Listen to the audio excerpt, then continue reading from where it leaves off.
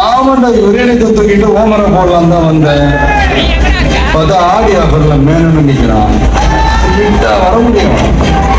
சும்மா வந்து டிக்கெட் குத்து காசு குத்து பாக்குற கூட்டம் இல்ல, அண்ணனுக்காக உண்மையா வந்தா கூட்டம். தலைமை தம்பிகள் நாங்க, எனக்கு ஆடியோ லான்ச் வேணாம், எதுவுமே வேணாம். அவர் முகத்தை பார்த்தா போதும்.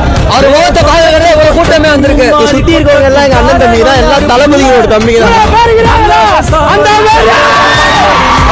கடவுள்டா.